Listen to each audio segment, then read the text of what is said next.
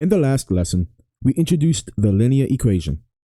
We explored the standard form of the linear equation ax plus b equals 0 and learned how to find a solution by solving for x. Through algebraic manipulation, we learned that for the linear equation, x is equal to negative b divided by a.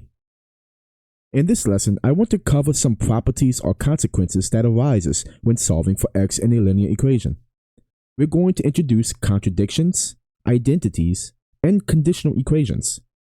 There are some other properties that we can talk about, but I think it'll be better to leave those for later when other types of equations are introduced in later sections. Let's start with the conditional equation. Conditional equations are what we are most familiar with. When we are given a linear equation and solve for x, we would mostly be expected to find a single value for x that makes the equation true. In other words, the equation is only true for one very specific value of x. If we have 3x plus 1 equals 4, the only value for which this equation is true is x equals 1. All other values would not produce a true equation. Now let's look at a contradiction. Recall from the last lesson for our number 4 exercise. We had 5x minus 4 equals negative 5x. Let's change it up a bit to help illustrate a contradiction. Let's say we have 5x equals 5x plus 4. At first glance, this definitely looks like a normal linear equation. Let's try to put it into standard form. We get 5x minus 5x equals 5x minus 5x plus 4, which implies 0 equals 4. Look at that. When we try to put this equation into standard form, we found that we get a contradiction. As you can see, not every equation will produce a solution when we try to put it into standard form. What you would then say is that this equation isn't really an equation, but a contradiction.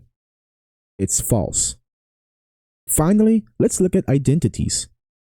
An identity is unique in that when we solve it, instead of getting a linear equation, we get an equal identity, such as 3 equals 3. An identity allows us to use any value for a variable to obtain a true result. In other words, an identity is true for all values of x. Using our number 4 problem from last lesson again as a foundation, let's assume we have 5x plus 4 equals 5x plus 4. Let's try to put this into standard form.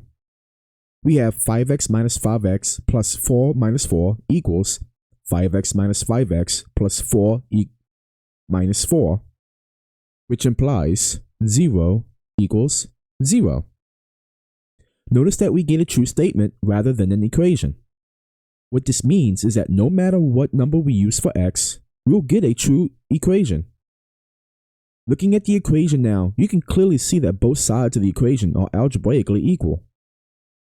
This is why no matter what value of x is used, it will always yield a true statement.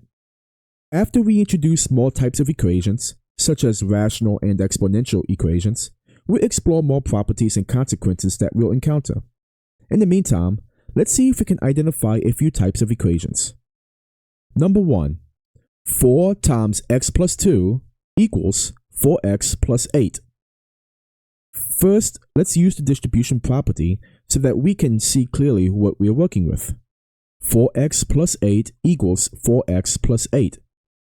Notice that we have two exact expressions and they are separated by the equal sign. That is a sure sign that we have an identity. Number 2. 3x minus 1 equals 3x plus 1. We almost have an identity here, but we know it's not one because these two expressions are actually conjugate one to another. This hint is a clue of a contradiction, but to make sure, let's try and put this in standard form. We have 3x minus 3x minus 1 equals 3x minus 3x plus 1 minus 1, which implies that -2 equals 0. Yeah, just as we assumed, this is a contradiction. Number 3, 5x minus 5 over 4 equals 9 over 2. Now we got several rational constants in our expressions. Let's get rid of the fractions by multiplying both expressions by the LCD, which we can see to be 4. We get 20x minus 5 equals 18. This becomes 20x minus 23 equals 0. Notice that we were able to put this equation into the standard form of a linear equation. Once again, this is a clue that we have a conditional equation, but let's confirm that idea by solving for x. We get 20x equals 23, which implies that x equals 23 divided by 20. If we plug in this value for x in our standard form linear equation, we get 20 times 23 divided by 20 minus 23, which equals 23 minus 23, which equals 0. Thus, we have confirmed that this is a conditional equation. It should be clarified that all linear equations are conditional by nature. When we look at graphing linear equations, we'll see why. Number 4, 2x minus 8 equals negative x plus 9. We have two degree 1 linear expressions. Let's see if we can put this into standard form. 3x minus 17 equals 0. We have a linear equation. This most definitely is a conditional expression. Let's confirm and solve for x. 3x equals 17, so x equals 17 divided by 3. Plugging this into a linear equation, we get 3 times 17 divided by 3 minus 17 equals 17 minus 17, which equals 0. We definitely have a conditional equation.